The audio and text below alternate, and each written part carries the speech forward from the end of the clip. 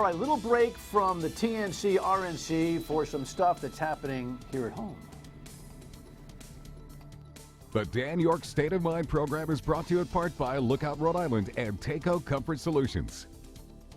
You know, whenever I have Tim White or Dan McGowan on the program, I go, all right, this is going to be great because you're going to learn a lot of stuff about what's happening at home. Having them both in is double the fun, like double mint, and I want to make the most of our time together. Now, for those of you who watch the Friday program, don't tell anybody, but I tell you not to tell anybody. You probably have, haven't you? We record the programs on Thursday afternoons. So that's why we don't have any contemporary commentary on Donald Trump last night, because I'm recording this on Thursday afternoon. However, coming up on Monday night, we will have the chairman of the Republican Party that caused all the ruckus with his roll call speech, and Joe Trillo, the champion of Donald Trump, on Monday evening here on Dan Yorke State of Mind, okay? In the meantime, there's stuff going on, and I'm not going to waste any time previewing how much stuff. The latest is Ray Gallison, the guy who's yet to be charged, but has caused all sorts of agita for the legislature, specifically the Speaker of the House, and of course himself. Here's the latest headline. Wow. And now the story. Newly released FBI seizure notices shed new light on the federal and state investigation into former state rep and House Finance Chair Ray Gallison.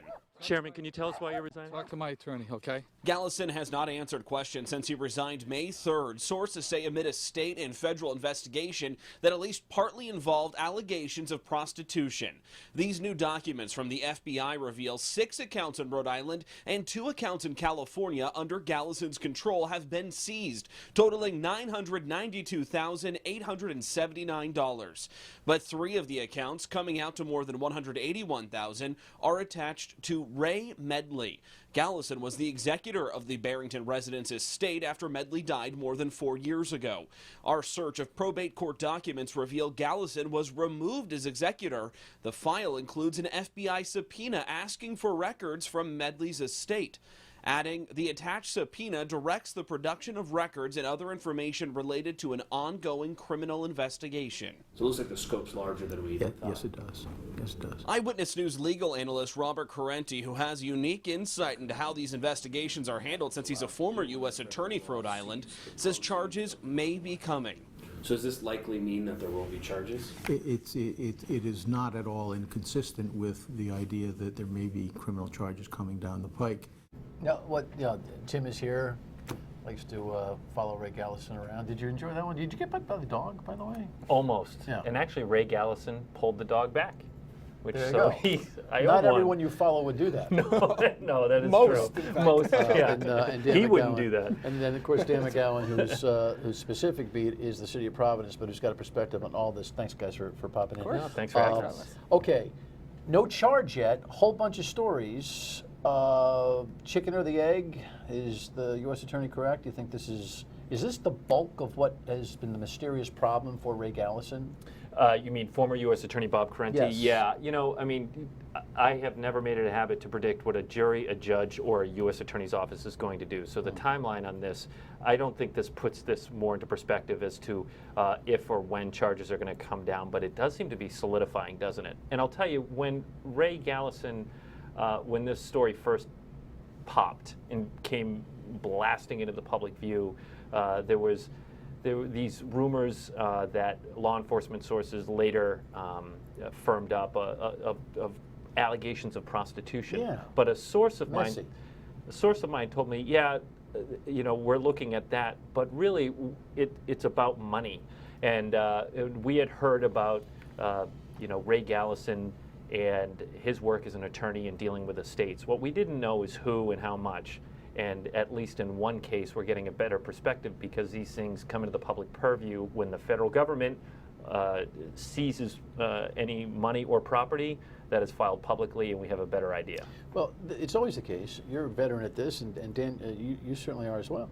Anytime you get the feds involved, they run at their own pace, right. And so they may be in on some sexy scandal. Yeah. Well, but if they sit on it, they find other things. That's exactly right. I mean, and I think about, and if I've learned anything from Tim over the years, is, you know, none of these things are exactly the same. These investigations, while they're, you know, always chasing money, there's always some curve. But, you know, you think about the the most recent previous lawmaker to get in trouble, Gordon Fox.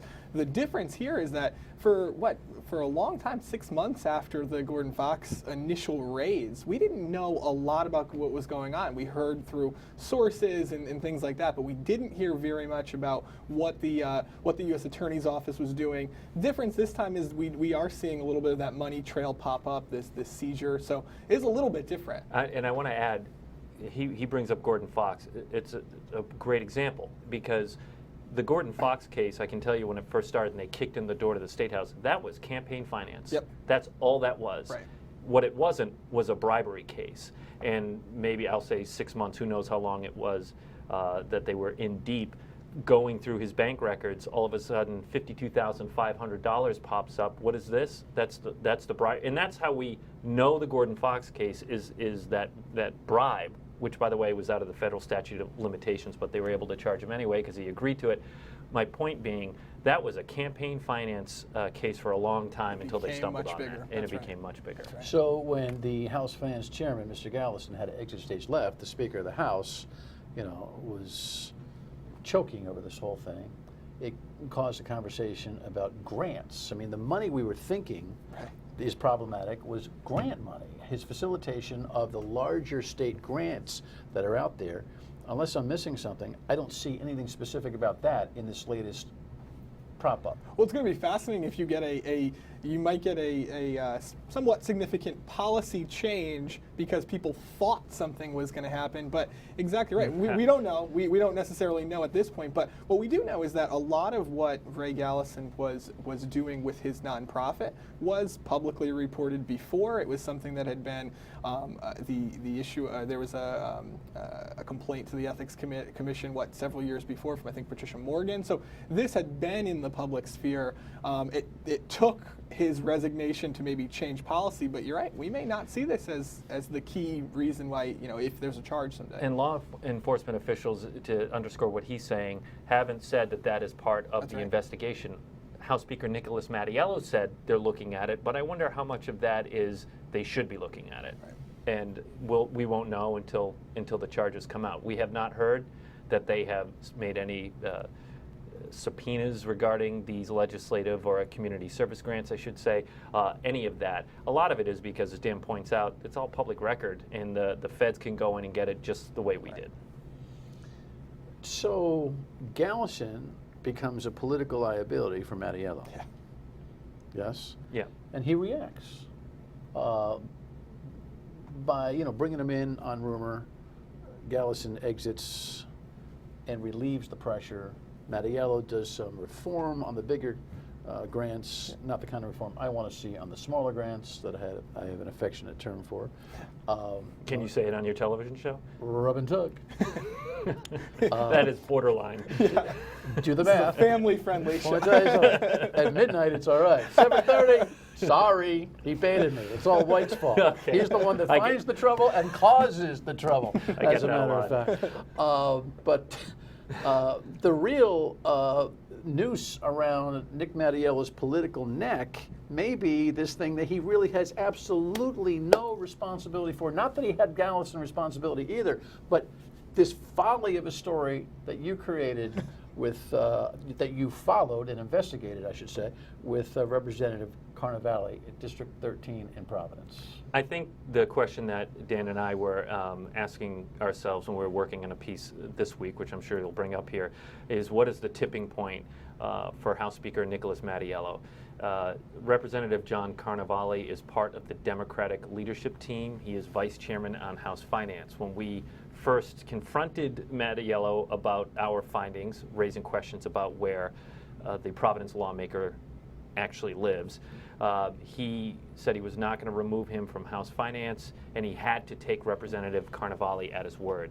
Thanks to Dan's good work, we broke a story this week that he had asked a Providence police lieutenant. And here's the headline. Just want to show that Sure, as Tim is chatting. Here's the headline. Carnevale asked for parking tickets at his Providence home.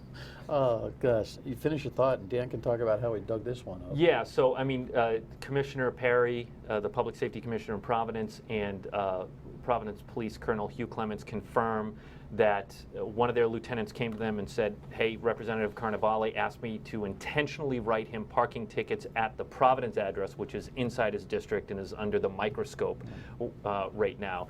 You know, the thought is maybe he was doing that to sort of solidify or to offer as proof that he's actually living at that location. So now, Mattiello, I called Larry Berman, who is the spokesperson for Speaker Mattiello, to find out if this new wrinkle had him change his mind in any way. He's out of the country, he's on vacation, so he's not available for comment. But you know, I think it's a very important question to ask whether or not trying to influence a law enforcement official is just a step above. You dug this up how? You know, here's the thing. Being good at his job. Right. Yes. Well, thank No you. doubt. Keep going. No. Rhode Island. By the way, how's that Little League team going? Right, fantastic. Both a good coach, okay reporter. No, look, Rhode Island's a small place, obviously, and people start talking when things like this happen. Look, credit, Tim and I have talked a lot about this over the last couple of days. Credit to the Providence Police Department for, one, that lieutenant coming forward. That is not a comfortable move to make, and it would have been probably much easier to ignore it. Probably not follow through and give a ticket, but just ignore it. You know, he's angry. Went to the right place, went to the chief, went to the commissioner, and made it happen. But these things get out, and that was certainly the buzz around the police department this week. So when we come back, we'll remind you of how that story actually started and dovetail into some things happening at the State House. He covers Providence. He knows that a key guy in the Allures administration exiting stage left, not too good for the city hall. I'm not so sure it's that great for the governor. Then we'll talk about some of the politics of the day, including the state GOP's ruckus at the convention and more. Stay with us. So continuing the conversation on this guy, State Representative John Carnevale, who has now got a new fashion wardrobe lineup. It's how to wear the shirt around your nose. Then there's this, what has become a somewhat infamous walk with the representative. Tim broke this story along with Johnny, the photographer, terrific award-winning photojournalist. You learned that Representative Carnevale has a home in Johnston, and of course is the Providence representative, running for re-election and votes there. Typical diligence, and you park yourself outside where he's hanging out mostly, and that is his Johnston home. Mm-hmm. He puts that shirt on, you say, in reaction to what? IDing you guys. Yeah, he would say, his thing was that the Carnevale joke that started on WPRO is that he was saying, well, there was some pollen in the air because the guy was weed whacking across the street. So we gave him the opportunity to explain why he did that. And if you look at the full video from the original story, you'll see he comes out, he clearly looks at us or our photographer, turns back around, comes back out with a t-shirt, and then continues to sort of peek over. So the full scope of the video is very important when you look at it. We asked him about that. He didn't answer any of our questions from that walk that you just showed there. Days later, he writes a letter to his constituents and says he did that because he has allergies. Look, he has since testified before the Providence Board of Canvassers, which is city election officials, and when you boil down the argument that he made, he's 54 years old. He says he keeps a house largely empty in Johnston that his son occasionally uses, who's an adult son now. But he pretty much, he doesn't charge rent in Johnston, but he ostensibly sleeps in the basement of a unit that he rents out to two other people, and that is and the bathroom's on the main floor. On the first floor. Yeah. So he goes up the stairs, uses the bathroom, uses the kitchen. Yeah, I would do that. And if I owned a nice home in Johnston, and I was renting my two-family in Providence to two families, I'd live in the basement of the Providence two-family.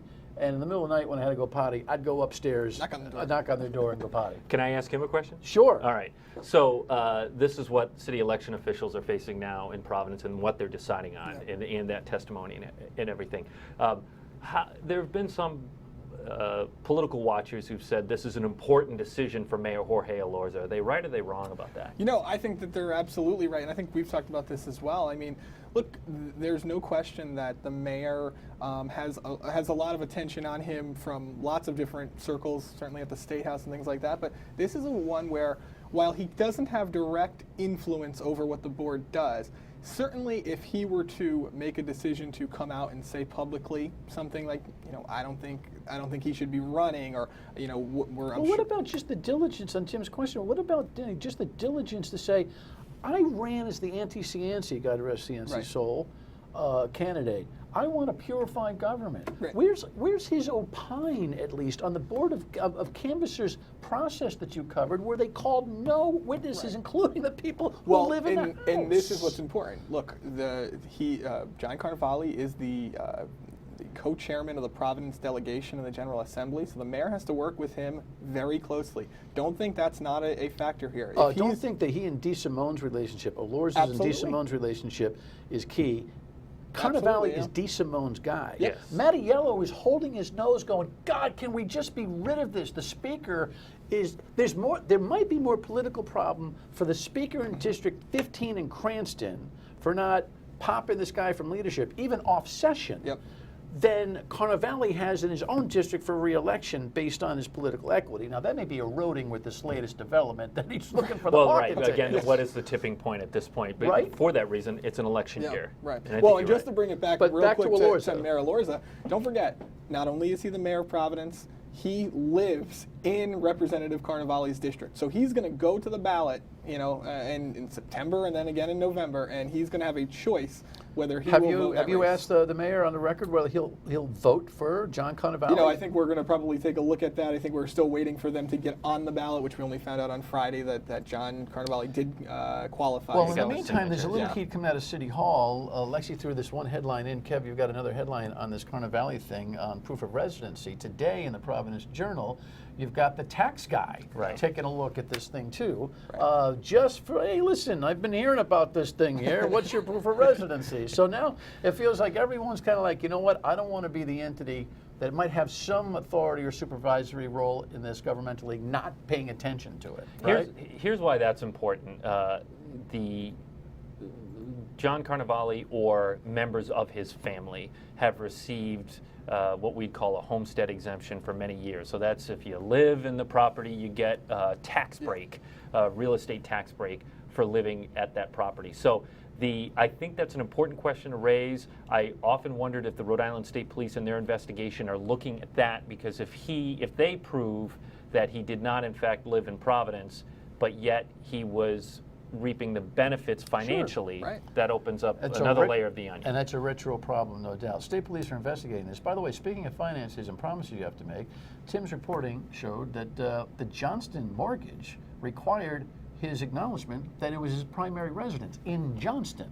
Right. So this guy's got paperwork all over Kingdom Come. I believe he admitted to the Board of Canvassers that he never notified the mortgage company that he was living in Providence. He never changed it. Correct. Speaking of the city of Providence, real quick, Brett Smiley, headline here, Brett Smiley, who ran for mayor, made a marriage in heaven with Elorza to join the administration in order to get out of that race to secure Elorza's chance, because he was the only one statistically that could beat Cianci, so they thought. There they are together. Is leaving his created high-level role in the City Hall to become the chief of staff for the governor in a few weeks. What's that do to Elorza? It's a big deal. So, probably doesn't matter to the everyday person watching. Obviously, it's inside baseball stuff, but everything ran through Brett Smiley in City Hall. He dealt with the city council. He dealt with economic development officials. People downtown, you see in the last couple of days, former Mayor Joe Paolino, big downtown developer, building owner. He said this is a big problem. A lot of people really like Brett in various parts of the city, and that's including in politics. And the mayor has really struggled. He's struggled with his relationships in the city council. He's struggled a lot at the state house. So that Brett held those things together in a lot of ways. You think he's a big asset to the governor? I'm curious to know where he fell on the list for the governor in terms of job offer. Ted Nesi has done some reporting on this, and they're very touchy in the governor's office about everything. Okay, but offered the job, and what does that mean? So, but our understanding is a lot of people were talked to, and not everybody was interested in the job. So where did Brett Smiley fall on that list? Interesting. Might have to do with politics of the nation. Right? If Hillary Clinton wins, does Governor Raimondo follow? Got some thoughts there. And also the spunky Republicans creating havoc. Stay with us.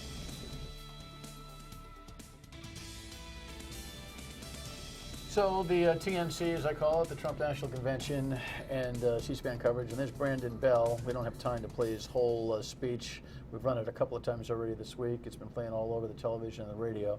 He gave a little bit of, hey, we're in trouble here, kind of a cry for help to the nation. We're all jammed up with corrupt Democrats, and while I'd love to tell you about Dell's hot dogs and the beach, it's a hellhole here, and I'm paraphrasing. What'd you think of it? We do have nice beaches. I mean, I don't know why he didn't bring that up. No, look, here's what I think of it. Not a lot of people seem to be all that angry at the chairman besides the leaders of the other party, because when you read comments, which I know is not scientific, I get it, but comments on the stories, it's like he's just speaking the truth and that kind of a thing. I happen to love Rhode Island, but I'm also an investigative reporter in it, so I can see it both ways. Yeah, well, your take? Yeah, I kind of agree. I mean, I would say I was not surprised that Brandon Bell said what he had to say, and I thought it was actually when you're watching that and you're seeing everybody brag about their state, actually it's a somewhat compelling argument from the Republican Party to say, look, we feel like our state hasn't done well. We blame the Democrats. That's a pretty good rallying message in that moment. Yeah, but now, of course, Brandon Bell just handed the state to Hillary Clinton. I mean, just killed Donald Trump's chances in Rhode Island. I don't think that Donald Trump was going to. That was a joke, Dan McGowan. Just stay with us, Danny. Stay with us here. But I think what's interesting is that while it was nationally broadcast, the cume for a late afternoon roll call is not that high. Right. The attention brought here is so much more, and he was able to make a statement that, look, we're ready to speak out. We're ready to say things are wrong. We're ready to do all those things. And he's got much more attention. So the Democratic Party chairman here, beeps him up a little bit, and the governor expresses some discontent. So what? They're looking to get some souls. Tap into the anger of Rhode Island, and Right. Brandon Bell won that moment by doing that. And for by sure. the way, if the governor and the Democratic chairman are worried about tourism, perhaps they should have, cooler and warmer should have been launched a little bit better. I don't know that the GOP chairman has a tourism, the state reputation responsibility. Quick take on how this RNC has gone. I mean, we're taping before Donald Trump's final speech, but wacky, huh?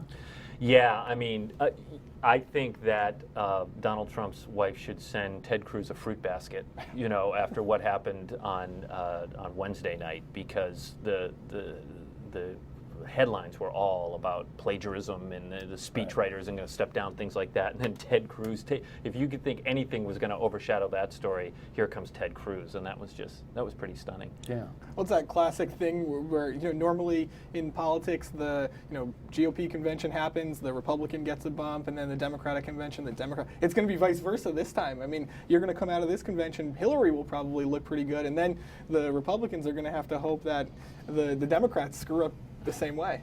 Yeah, it's a crazy time. Yeah, and it's a sad it feels time. like a weird one. It's a sad time. It's a tragic time. We've got serious issues, race relations, nationally, here locally. Black Lives Matter protests again this week, and an electorate that's trying to say no to which candidate. It's amazing. Thanks for your good work, guys. Thanks for having us, as Dan. always. Pay attention to local stuff. Last word. Please. Terrific show with Tim and Dan. I thank them for showing up. I will tell you, we will review the RNC and preview the DNC on the Monday program with heavy hitters from the state Republican Party, so join us then. Thanks for watching. Have a great weekend. Good night.